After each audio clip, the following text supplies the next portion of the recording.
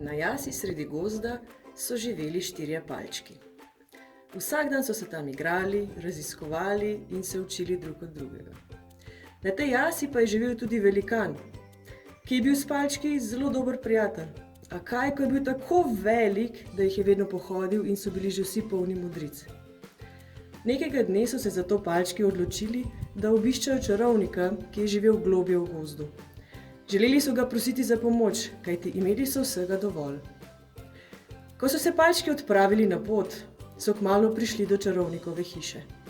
Potrkali so na vrata in vrata so se sama odprla. Čarovnik jih je že pričakoval, vedel je, po kaj so prišli in zanje je imel rešitev. Poklical jih je k sebi in rekel prvemu palčku: "Pojdi v kuhinjo, vzami z mize klobuk, obrni ga in si ga daj na glavo." Nato je rekel drugemu palčku: "Pojdi v kuhinjo, vzami z mize klobuk, obrni ga in si ga daj na glavo."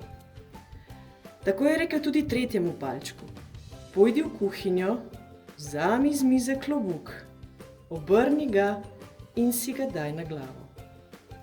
In tako še četrtemu: "Pojdi v kuhinjo, vzami z mize klobuk, obrni ga in si ga daj na glavo."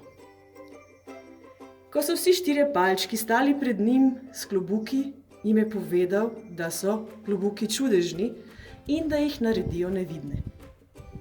Palčki so bili srečni in naslednje jutro so s klobuki na glavah odšli na jaso, kjer se jim je pridružil tudi velikan. In velikan je gledal naokrog in jih ni videl, kajti vsi 4 palčki so bili nevidni.